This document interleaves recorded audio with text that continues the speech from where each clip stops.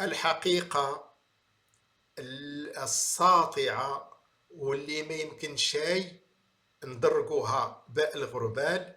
النظام الجزائري تيروج هذا الخطاب العدائي ضد المملكة المغربية فقط باش يخلي الجزائريين لا يلتفتون إلى الثورة الاقتصادية والتنموية التي يقوم بها المغرب في صناعة السيارات وفي الهيدروجين الأخضر وفي الطاقات المتجددة. وكذلك هذه الثورة اللي تتعرفها البنية التحتية ديال مجموعة ديال المدن المغربية. هذه هي الحقيقة، وهذا اللي مخلي النظام الجزائري عوض ما يكفض على كمامه كما تقوم المملكة المغربية ويطور البلاد ديالو ويساهم في التنمية ديالها ويدير مشاريع ديال ثورة في البنية التحتية ويجيب استثمارات إلى غير ذلك. عوض ما يقوم بهذه الأمور التي يقوم بها المغرب تتلقاه تيمشي وتيحاول أنه يعلق الفشل ديالو على المغرب وبأنه هو اللي تيدير وتيفعل، وهذا اعتراف صارخ بأن النظام الجزائري ضعيف.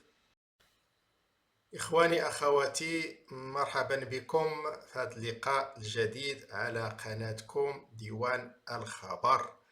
والنظام الجزائري مرة أخرى تلقاوه تعيش في تناقضات، والآن بشكل صارخ، بحيث أنه في ظرف يومين الرئيس الجزائري عبد المجيد تبون تيقوم بجوج ديال التصريحات.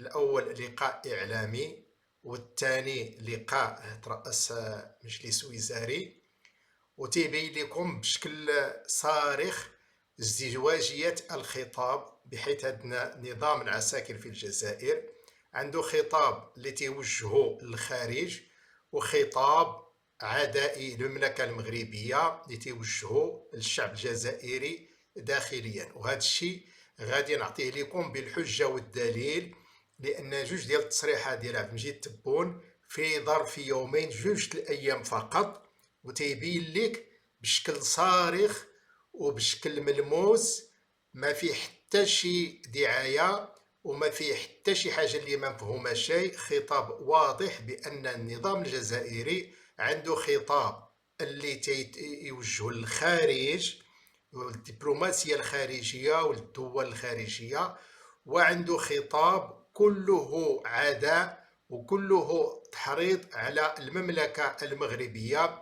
فقط من أجل باش أنه يحاول يغطي على الأزمات الداخلية اللي تعاني منها النظام الجزائري داخليا ومع الشعب الجزائري، وباش يغطي على المشاكل الداخلية ديالو تيبغي دائما يعلق المشاكل، هذه المشاكل الداخلية، على المغرب، وتيحاول يعلق المشاكل ديالو على ظهر ديال المملكة المغربية، عوض ما يشوف هذه المشاكل ويواجهها ويصارح الجزائريين بالمشاكل اللي تيتخبطوا فيها، ويديروا برامج كما تيقوم به المغرب، برامج ديال الأوراش الكبرى، برامج ديال التنمية، برامج ديال استقبال الاستثمارات، برامج ديال الثورة في البنية التحتية باش الجزائر تحل المشاكل ديالها. لا، هو ما مشاش في هذا الاتجاه، هذا تيحاول يعلق المشاكل ديالو بانه كاين واحد عدو خارجي اللي سميتو المغرب. انا غنعطيكم هذه الازدواجيه ديال الخطاب بالحجه والدليل. اولا، قبل من يعني يومين هذه دار الرئيس الجزائري عبد المجيد تبون واحد، هو كل تقريبا مره تيديروا بعض الخرجات الاعلاميه باش يعبر فيها على المواقف. هذه الخرجه الاعلاميه جات من باش يحاول انه يصلح العلاقات ديالو مع فرنسا، لان منين شاف فرنسا صعدت معه بواحد الشكل كبير بزاف وبدات تظهر مجموعه ديال المشاكل داخليه في الجزائر. الجزائر بطبيعه كما استعملت مع اسبانيا الان، يعني الجزائر عطات الطوع، تراجعت على المواقف ديالها، رغم ان إسبانيا لا زالت تدعم وحدتنا الترابية وتعترف بأن الحكم الذاتي هو أفضل حل للمشكل ديال الصحراء المغربية. فرغم أن إسبانيا بقات على الموقف ديالها، النظام الجزائري تراجع والآن صلح جميع الأمور ديالو مع الجزائر. نفس الشيء مع فرنسا، في الأول ديك هايلالا والهضرة إلى غير ذلك. ملين فرنسا صعدت مع وزيراته في لي فيزا، وزيراته في الاستثمارات، وزيراته في الريع اللي تي يستافدوا منه ابناء الجنرالات اللي عندهم يعني جوازات دبلوماسيه وتيمشيو ويخرجوا في في فرنسا. ملين شاف تزير الان بدا خطاب اخر. فاش تيقول عبد المجيد تبون؟ قال الرئيس الجزائري عبد المجيد تبون ان الخلاف بين الجزائر وفرنسا مفتعل بالكامل، بانه راه ماشي خلاف، هذاك راه غير مفتعل. كيفاش مفتعل؟ وان الرئيس الفرنسي تيطعن في الدوله الجزائريه وتيقول لك ما كاينش شي حاجه سميتها الجزائر، شي حاجه سميتها الوطن الجزائري ما كاينش نهائيا، بان الجزائر صنعتها فرنسا. هذا تصريح ديال الرئيس الفرنسي واش تيقول بانه هذا المشكل مفتعل، وصفا ما يحدث حول هذه المساله بالفوضى والجلبه السياسيه. يعني غير شي حاجه، يعني شوفوا كيفاش الخطاب ولا غير هذاك الفوضى وديك الجذبه السياسيه فقط، بانه راه ما كاين حتى مشكل بين فرنسا والجزائر. ايوا علاش استدعيتوا القائم بالاعمال في هذا في الجزائر، القائم بالاعمال الفرنسيه في الجزائر؟ وعلاش درتوا بلاغ ودرتوا بيان ودرتوا مجموعه ديال واحد الحمله اعلاميه كبيره بزاف، الا ما كان حتى شي مشكل، يعني باش تعرف بانهم تراجعوا. واضافت بون في لقاء الاعلامي الدوري مساء امس السبت، نعتبر، هذا الرئيس ديال عبد المجيد، الكلام ديال عبد المجيد تبون، نعتبر ان الرئيس الفرنسي ايمانويل ماكرون هو المرجع الوحيد ونحن نعمل سويا. يعني اننا هذا المشكل غادي نطويوه وغادي نتصالحوا مع الرئيس ماكرون. وراه هو اللي قال، ماكرون هو اللي قال بعظمه لسانه ليس هناك امه سميتها الجزائر، وطعن في الوجود حتى ديال الجزائر. الان تيقول لك باننا نعتبر ان الرئيس الفرنسي ايمانويل ماكرون هو المرجع الوحيد ونحن نعمل سويا. وبخصوص زياره المسؤولين الرسميين الفرنسيين الى الصحراء المغربيه، اش تيقول؟ أوضح تبون أن هذه الزيارات ليست استفزازا. شوف كيفاش تراجع في الوقت اللي فاش وزيرة الثقافة رشيدة داتي ومن بعد جاء مجموعة ديال يعني البرلمانيين فجاو زاروا الأقاليم الجنوبية، يعني جهل النظام الجزائري، وداكشي اللي قال في الإعلام ديالو لا يتصور. الآن ولا بأنه ليست استفزازا، وأوضح أنه بالفعل كان هناك سوء تفاهم لكنه يبقى رئيس الجمهورية الفرنسية. وتابع وأشار من جهة أخرى إلى أن الجزائر وفرنسا دولتان مستقلتان، قوة إفريقية وقوة أوروبية، ورئيسان يعملان سويا والباقي لا يعنينا. ما معنى الباقي لا يعنينا؟ يعني اعتراف فرنسا بمغرية الصحراء أصبح لا يعني الجزائر في شيء. زيارة المسؤولين الفرنسيين لأقاليمنا الجنوبية لا يعني الجزائر في شيء. استثمارات الشركات الفرنسية في أقاليمنا الجنوبية لا يعني الجزائر في شيء. أول مرة الرئيس الجزائري بعد ما زيارته فرنسا ها هو عطى الطوع ولا تيقول كلام راسين. حنا بغينا هذا الكلام اللي نسمعوه كلام جميل ونحن نتقبله بصدر رحب. ملي تيقول عبد المجيد تبون بان العلاقات بين المغرب والجزائر ليست استفزاز ولا تعنينا، يعني انهم تراجعوا وتخصكم توقفوا الحمله الاعلاميه اللي دايرين ضد المغرب وضد الجزائر. وكانوا تعتبروا بان المغرب متحالف مع اليمين المتطرف الفرنسي من اجل تأليب الرئيس الفرنسي ضد الجزائر. شوف دابا الهضره كيفاش تتقال. الان اصبح يقول بان هذا الشيء لا يعنينا، ونحن نقول للنظام الجزائري هذا هو عين الصواب. كما ان المغرب العلاقه ديال الجزائر مع فرنسا لا تعنيه، العلاقة ديال الجزائر مع الدول الخارجية لا تعنيه، فهمتوا خصكم ديروا نفس الشيء. عفوا، العلاقات بين المغرب وفرنسا لا تعني الجزائر في شيء. إذا اعترفت فرنسا بمغربية الصحراء، ما دخل الجزائر في هذا الأمر هذا؟ وهي علما تتروج في المحافل الدولية بأنها هذا موضوع بين صراع بين المغرب والبوليزاريو، وخليه بين المغرب والبوليزاريو. إذا لأول مرة النظام الجزائري على لسان الرئيس عبد المجيد تبون تيقول كلام صحيح وكلام يتوافق مع ما يقوله جلالة الملك منذ عقود وعقود، بأن المغرب لا يريد شرا للجزائر، وبأن المغرب دولة ذات سيادة كما أن الجزائر دولة ذات سيادة. المغرب لا يتدخل في الشؤون الداخلية للجزائر، كذلك الجزائر ما خصهاش تدخل في الشؤون الداخلية. إلا مشينا في هذا الخط هذا راه ما غيبقى حتى شي مشكل ما بين المغرب والجزائر. وتيقول بأن الجزائر هي قوة إفريقية وفرنسا قوة أوروبية. مزيان، حنا بغينا تكون الجزائر قوة إفريقية، ما المانع في ذلك؟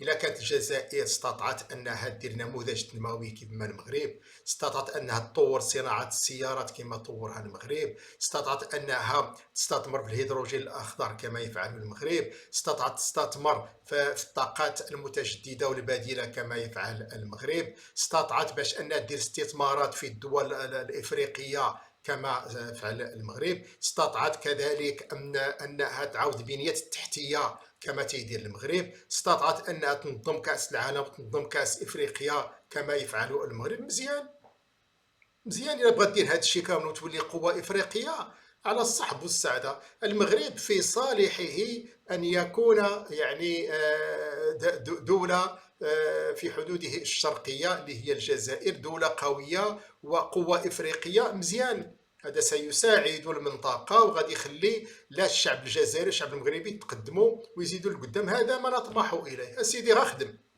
يلا بسم الله ورينا حنت يديك ودير كما دار المغرب واعتبر راسك قوة إفريقية. ولكن تعتبر قوة إفريقية وانت يعني بالون منفوخ فقط بالريح، هذا لا يستقيم.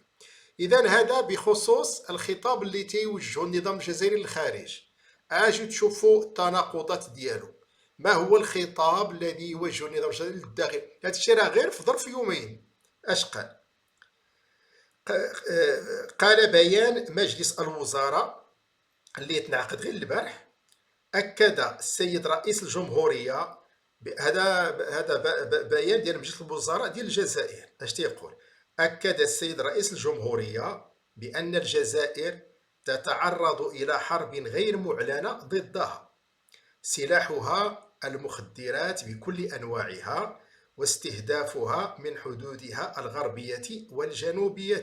الحدود الغربية شكون فيها؟ كاين فيهم المغرب.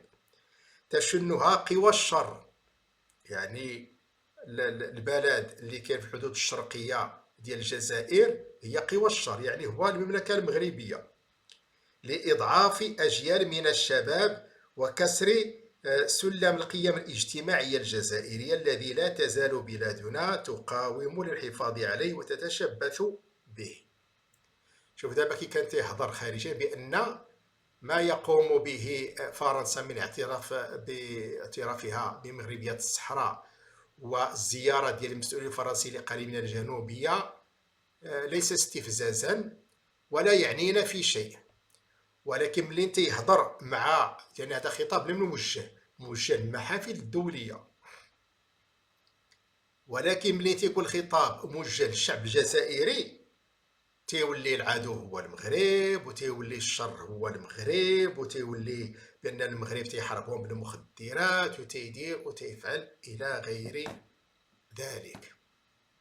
لأن تيبان لكم بشكل واضح وصارخ تناقض ديال الخطاب ديال النظام الجزائري. خطاب على برا تيكون في شكل، وفي الداخل تيتحول إلى خطاب آخر كله عداء، وكأنه يريد أن يلصق بالمغرب جميع المشاكل الداخلية التي تعاني منها ويعاني منها الشعب الجزائري. إذا كان الشعب الجزائري يمتطي قوارب الموت. ماذا نبغوا المغرب في هذا الشيء هذا؟ إلا كانت الجزائر تعاني من أزمة اقتصادية وما عندهاش باش تحارب البطالة، أي دخل للمملكة المغربية في هذا الشيء هذا؟ إلا كان الجزائر يعاني من المخدرات، المغرب هو كذلك يعاني من المخدرات. وحنا ما يمكنش يدوز في المغرب أسبوع بدون ما يتم تفكيك عصابة ديال ترويج المخدرات، ويتم القبض على مجموعة ديال الناس اللي يعني يروجوا الفاني ديال كيستازي ولا سميتو، كذلك القرقوبي الى غير ذلك. وهذه آفة عالمية. راه الميريكان وتتعاني من المخدرات، ودونالد ترامب الرئيس دار يعني إجراءات جمركية حمائية ضد كندا وضد المكسيك فقط باش انهم يديروا واحد المجهود باش يراقبوا الحدود باش ما يدخلوش المخدرات يعني لامريكا. هذه اعظم دوله في العالم تشتكي من المخدرات. فلماذا هذا الخطاب بهذا الشكل هذا؟ هذا بالتالي خطاب اللي هو واضح بأن يحاول أن يستغل أي شيء من أجل إذكاء واحد العداء غير مفهوم وغير مبرر وعداء مفرط ضد المملكة المغربية، فقط باش يقول الجزائريين بأن راه المشاكل اللي تنعانوا بها ماشي النظام الجزائري اللي ما خدامش وما ديرش برامج إلى ذلك، فلأن المغرب هو اللي تيدير لنا وتيفعل. ثم نهضروا بشكل منطقي. إذا كان المغرب قادر باش أنه يخلق للجزائر هذه المشاكل كلها، ألا يفيد هذا بأن النظام ضعيف؟ ألا يفيد هذا بأن الجيش ضعيف؟ ألا يفيد هذا بأن إدارة النظام الجزائري ضعيفة؟ كيفاش أن دولة جارة تقدر تجي تستبح الأراضي وتستبح يعني الحدود إلى غير ذلك، وفينا هي الدولة وفينا هو النظام وفينا هما العسكر وفينا هي وتقول لك قوة إقليمية. إذا من تيوجه الخطاب المنتظم الدولي، الجزائر قوة إفريقية وتتعامل مع قوة أوروبية اللي هي فرنسا، وفي الداخل نحن بلد ضعيف والمغرب تيهجم علينا والمغرب تيصيفط لنا المخدرات والمغرب تيدير وتيفعل. الحقيقة الساطعة واللي ما يمكن شيء ندرجوها باء الغربال، النظام الجزائري تيروج هذا الخطاب العدائي ضد المملكة المغربية فقط باش يخلي الجزائريين لا يلتفتون إلى الثورة الاقتصادية والتنموية التي يقوم بها المغرب في صناعة السيارات وفي الهيدروجين الأخضر وفي الطاقات المتجددة، وكذلك هذه الثورة اللي تتعرفها البنية التحتية ديال مجموعة ديال المدن المغربية. هذه هي الحقيقة، وهذا اللي مخلي النظام الجزائري عوض ما يكفض على كمامه كما تقوم المملكة المغربية ويطور البلاد ديالو ويساهم في التنمية ديالها ويدير مشاريع ديال ثورة في البنيات التحتية ويجيب استثمارات إلى غير ذلك، عوض ما يقوم بهذه الأمور التي يقوم بها المغرب تتلقاه تيمشي وتيحاول أنه يعلق الفشل ديالو على المغرب وبأنه هو اللي تيدير وتيفعل. وهذا اعتراف صارخ بأن النظام الجزائري ضعيف وبنى دولة ضعيفة، لأن إلا كانت جار دير فيك هذا الشيء كامل فهو كأن الدولة ما كاينة والنظام ما كاينش. حنا ما يمكنش نقولوا بأن الجزائر قادرة دير هذا، بل تنقولوا بأن المغرب استطاع أنه يحمي الحدود ديالو، وأي شيء تيجينا من الجزائر سيقضي عليه الجيش المغربي في حينه. العناصر ديال البوليزاريو تتسلح الجزائر، راه دابا في الشريط الحدودي راه اللي تحرك تما كاين الدرونات المغربيه، وكاين دابا الطائرات الاباتشي اللي غتقضي اليوم عن بعد كاع ما تقيس حتى شي حاجه. وكذا تنهضروا حنا على دولتنا، وحتى نتوما هضروا على دولتكم بانكم اي حاجه غتجيكم من المغرب قادرين باش توقفوها، ماشي ديروا داك الخطاب ديال المظلوميه وباننا بغينا نديروا ونفعلوا راه المغرب اللي ما خلاناش دار لكم المغرب. اذا الحقيقه واضحه للعيان، النظام الجزائري له خطاب في برا وله خطاب آخر في الداخل اللي تيبغي يغطي على الفشل ديالو في بناء التنمية وفي بناء الاقتصاد وفي حل المشاكل التي يخبط فيها الشعب الجزائري، وتيعلق هذا الفشل ديالو على المغرب بأنه هو الذي يدخل المخدرات وتيدير إلى غير ذلك. في نهاية المطاف لا نقول لا يصح إلا الصحيح. آن الأوان باش أن الجزائر والنظام الجزائري تصنت غير للشعب الجزائري، لأن الشعب الجزائري عارف ما يقع في المغرب الآن. وسائل التواصل الاجتماعي، ربما الإعلام ديال الجزائر ما يهضر شيء على ما يشهده المغرب من ثورة، وبأن هرب على المدن الجزائرية في البنية التحتية بكثير وبكثير بزاف. وهذا تونسية اللي قالوها لي بأن المغرب هرب علينا بالنسبة لتونس يعني بشكل كبير بزاف يخص البنيات التحتية، وكذلك في الجزائر.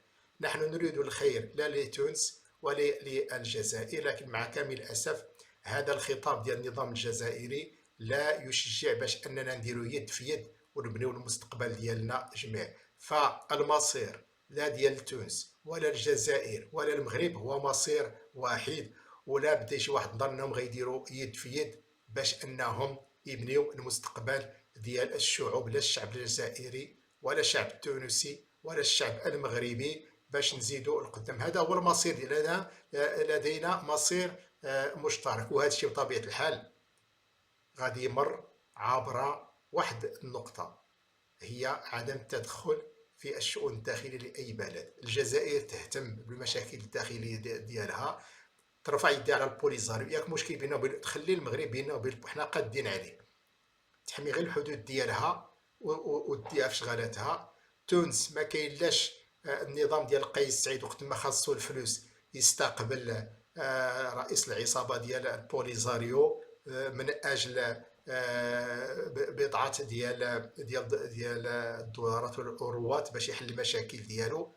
تونس حتى هي خصها تديها في المشاكل ديالها الداخلية وتبني ذاتها. آنذاك يمكن أننا نتعاونوا، لا المغرب ولا تونس ولا الجزائر وحتى موريتانيا وليبيا، باش نعاودوا اللحمة ديال المغرب العربي. هذا هو المستقبل ديالنا، وهنا تكمن القوة ديالنا إلا بغينا فعلا نتقدموا ونزيدوا لقدام. أما باش يبقى النظام الجزائري تيعطي واحد الخطاب على برا اللي هو الخطاب خصو يكون لداخل، ملي تيقول بأن حنا قوة اقتصادية، قوة إقليمية، قوة إفريقية، وفرنسا قوة أوروبية والباقي لا يهمنا. يعني لا بغات تعترف فرنسا بمغربية الصحراء لا يهمنا. هذا الخطاب خصو يروجو داخليا ويمارسوا داخليا. آنذاك غادي تحل جميع المشاكل وحتى ديال تونس، وغنديروا يد في يد من أجل المستقبل ديال شعوب ديال المنطقة ككل.